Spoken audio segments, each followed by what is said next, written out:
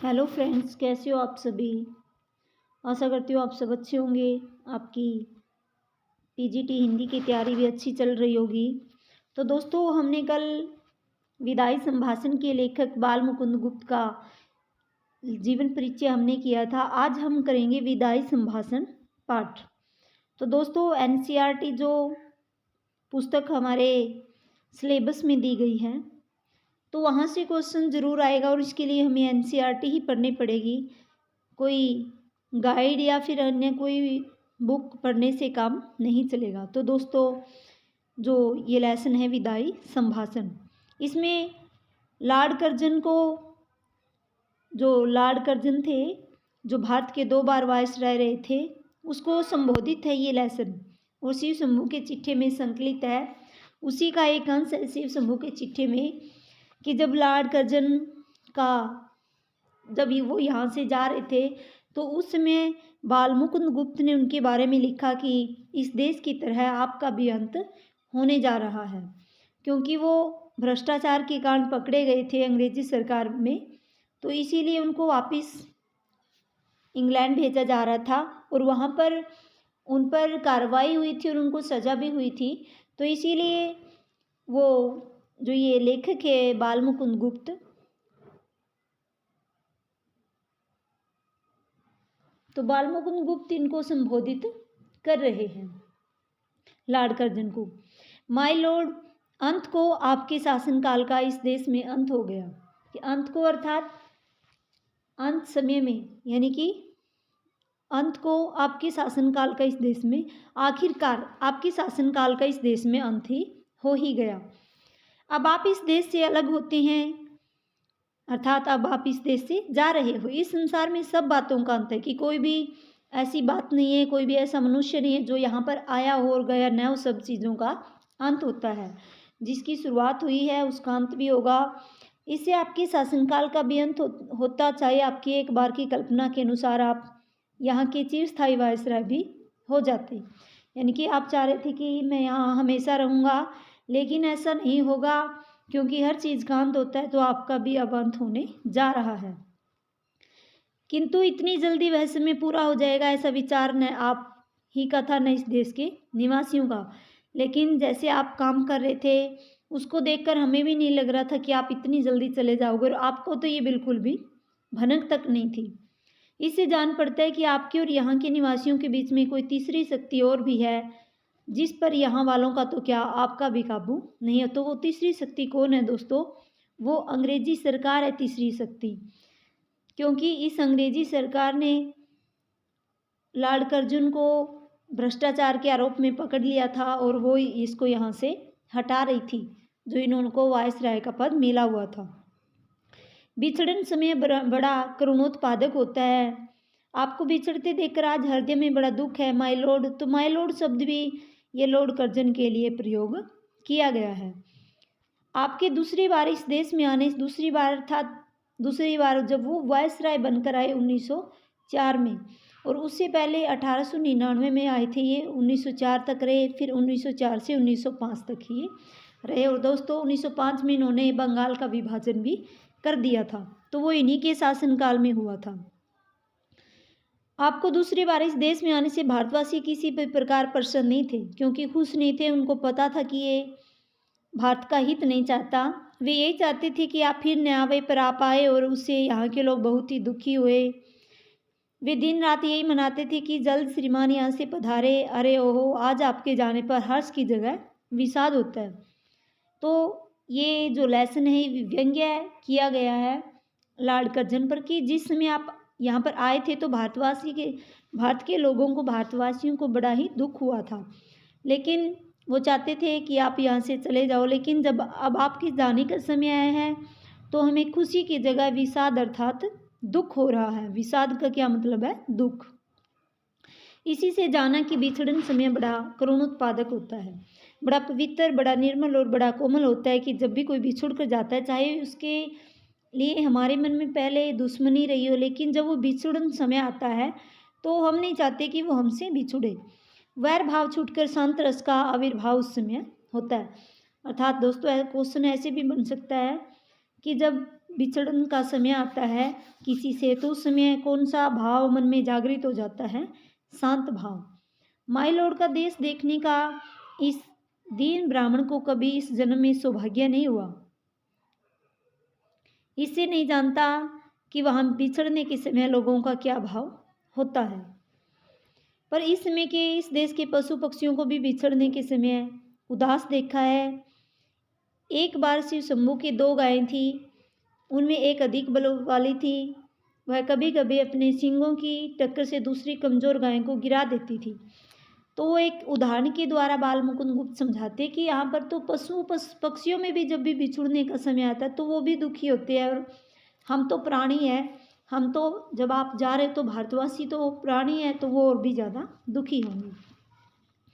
एक दिन वह टक्कर मारने वाली गाय पुरोहित को दे दी गई। देखा कि दुर्बल गाय उसके चले जाने से प्रसन्न नहीं हुई, वरंच वह उस दिन वह भूखी खड़ी रही, चारा छुआ तक नहीं। माय लॉर्ड, जिस देश के पशुओं के बिछड़ते समय ये दशा होती है, वहाँ मनुष्यों की कैसी दशा हो सकती है, इसका अंदाज़ा लगाना काफ़ी कठिन नहीं है। यानी कि हम आसानी से इसका अंदाज़ा लगा सकते हैं कि जहाँ पर पशु पक्षियों में भी बिछुड़ते समय इतना दर्द होता है उनको भी, तो हम तो आखिरकार प्राणी हैं। आगे भी इस देश में जो प्रधान शासक है, अंत में उनको जाना पड़ता। जो भी यहाँ पर वायसराय या कोई अंग्रेज अधिकारी बनकर आया, तो अंत में सबको क्या है, जाना पड़ा। इससे आपका जाना भी परंपरा की चाल से कुछ अलग नहीं है, तथापि आपके शासनकाल का नाटक घोर दुखांत है। और अधिक आश्चर्य की बात यह है कि दर्शक तो क्या, इसमें सूत्रधार भी नहीं जानता था कि उसने जो खेल सुखांत समझकर खेलना आरंभ किया था वह दुखांत हो जाएगा। अर्थात आपको खुद भी नहीं पता था कि जो खेल आप भारतवासियों के साथ खेल रहे हो, वो खेल, उस खेल में आप खुद ही फंस जाओगे। जिसके आदि में सुख था, आदि में अर्थात स्टार्टिंग में, मध्य में सीमा से बाहर सुख था, उसका अंत ऐसे घोर दुख के साथ कैसे हुआ?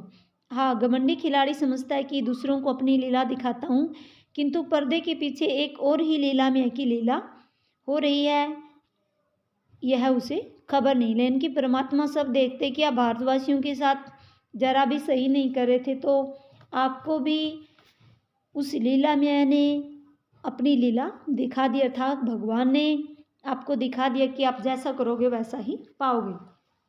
इस बार बम्बई में उतरकर माय लॉर्ड, आपने जो इरादे जाहिर किए थे, बम्बई यानी कि जब अब इसका नाम मुंबई है और ये महाराष्ट्र की राजधानी है, आपने जो इरादे जाहिर किए थे जरा देखिए तो उनमें से कौन कौन पूरे हुए। आपने कहा था कि यहाँ से जाते समय भारतवर्ष को ऐसा कर जाऊँगा कि मेरे बाद आने वाले बड़े लाटों को, अर्थात बड़े अधिकारियों को वर्षों तक कुछ भी नहीं करना पड़ेगा, वे कितने वर्षों सुखों की नींद सोते रहेंगे।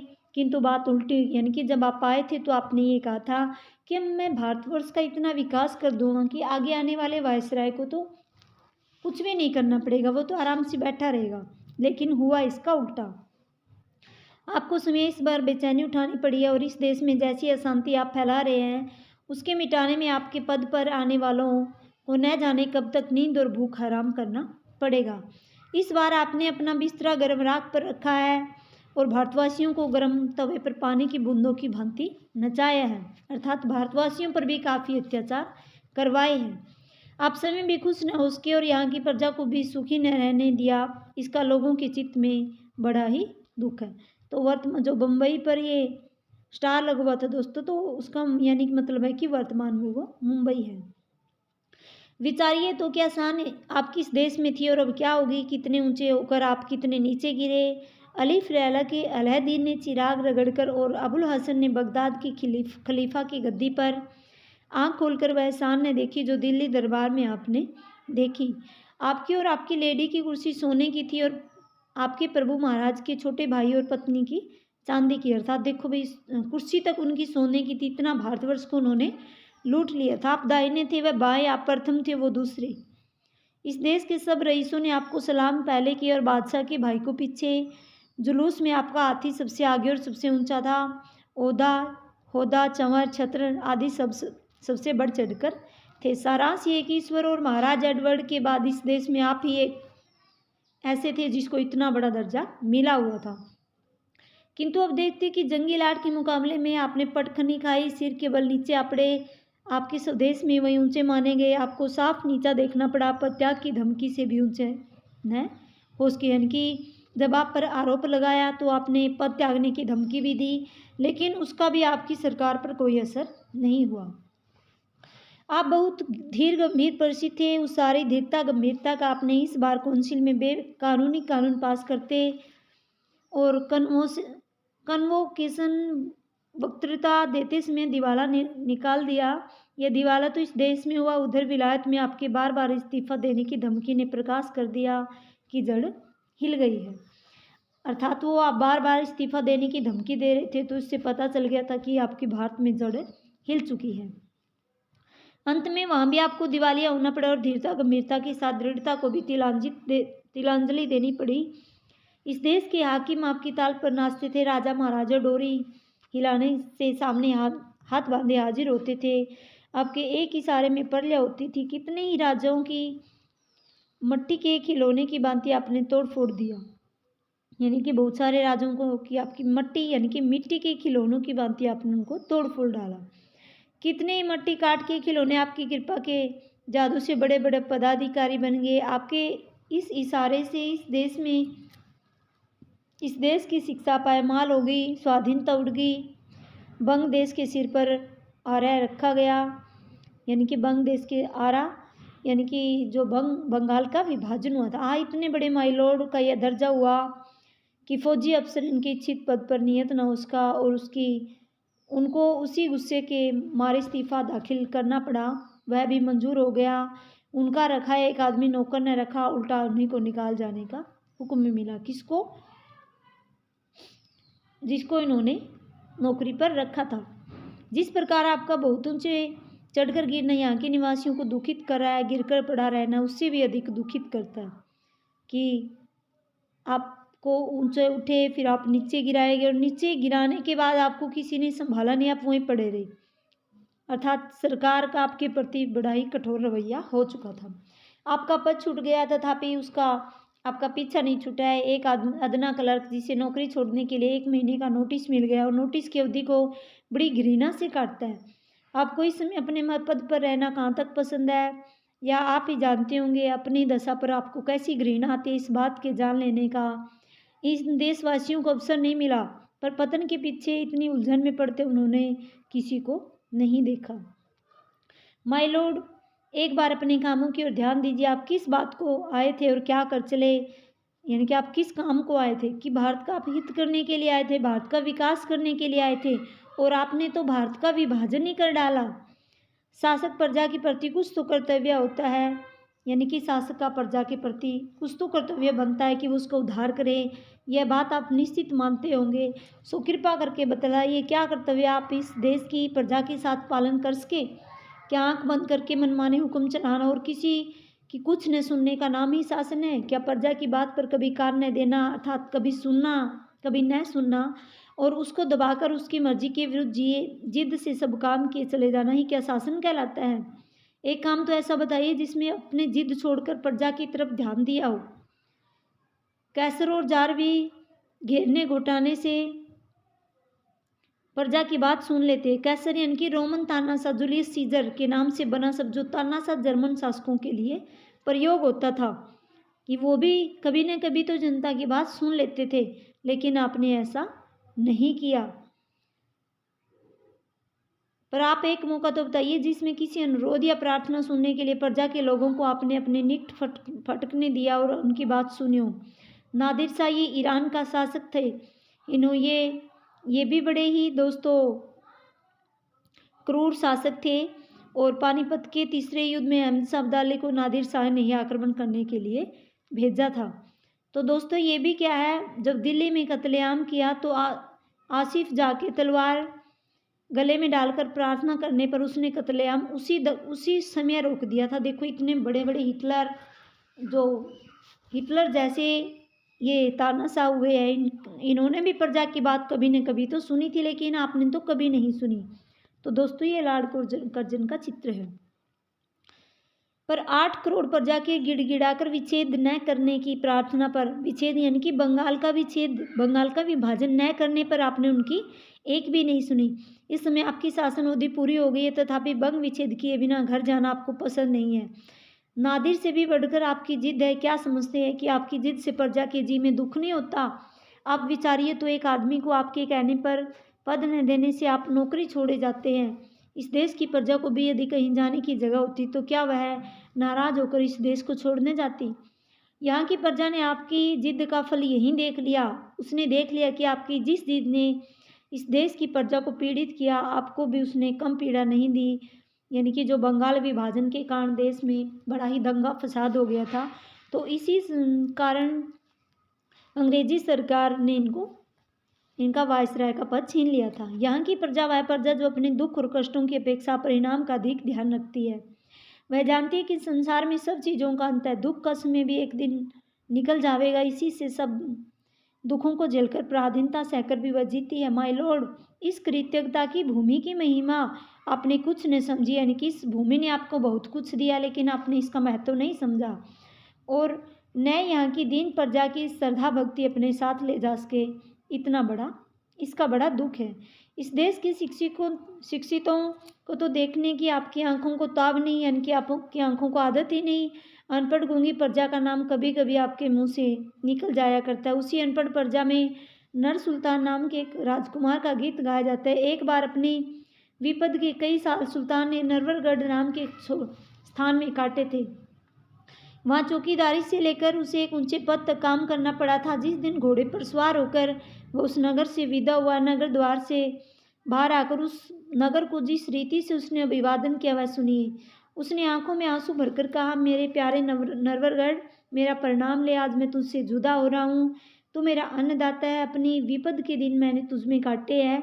तेरे ऋण का बदला मैं गरीब सिपाही नहीं दे सकता।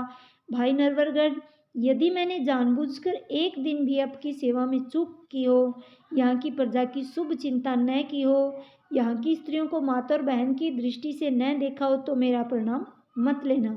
नहीं तो खुश होकर एक बार मेरा प्रणाम ले और मुझे जाने की आज्ञा दे। माय लॉर्ड, जिस प्रजा में ऐसे राजकुमार का गीत गाया जाता है, उसके देश से क्या आप भी चलते समय कुछ संभाषण करेंगे? यानी कि क्या आप भी यहाँ से जाते समय कुछ कहना चाहोगे? आप क्या कह सकेंगे? अभागे भारत, यानी कि आप तो इसी प्रकार बोलेंगे, मैंने तुझसे सब प्रकार का लाभ उठाया और तेरी बदौलत वह शान देखी जो इस जीवन में असंभव है। तूने मेरा कुछ, यानी कि वो सोने की कुर्सी पर बैठता था तो उसको इतनी ज़्यादा उसके पास पावर आ गई थी, इतना ज़्यादा लूट लिया था। तूने मेरा कुछ नहीं बिगाड़ा, पर मैंने तेरे बिगाड़ने में कोई कमी नहीं छोड़ी। तो ये बातें कौन कह रहा है? लॉर्ड कर्जन भारत की धरती को। संसार के सबसे पुराने देश, जब तक मेरे हाथ में शक्ति है, तेरी भलाई की इच्छा मेरे जी में नहीं है। अब कुछ शक्ति नहीं है जो तेरे लिए कुछ कर सकूं, पर आशीर्वाद करता हूं कि तू फिर उठे और अपने प्राचीन गौरव और यश को फिर से लाभ करे। मेरे बाद आने वाले तेरे गौरव को समझे। मैं तो नहीं समझ सका, आप कर सकते हैं और यह देश आपकी पिछली सब बातें भूल सकता है, पर इतनी उदारता माय लॉर्ड में कहाँ है? कि लॉर्ड कर्जन तो जाते समय भी कुछ नहीं कह कर गए कि अगर वो कहते भी, वो क्या कहते, वो भारत को क्या अच्छा कुछ बोल ही नहीं सकते थे, क्योंकि वो बड़े ही अत्याचारी, बड़े ही क्रूर शासक वायस रह रहे हैं। तो दोस्तों, ये था हमारा विदाई संभाषण लेसन। तो यहाँ से क्वेश्चन ज़रूर बनेंगे दोस्तों, तो इस वीडियो को ज़रूर एक दो बार देखिए, सुनिए। आप काम करते समय भी इसको सुन सकते हैं, ताकि आपके जहन में बैठ जाए और इससे आने वाला हर क्वेश्चन आपका परीक्षा में सही हो सके। थैंक यू दोस्तों। अगर आपको मेरी वीडियो अच्छी लगे तो इसको लाइक और शेयर ज़रूर कीजिएगा। Thank you.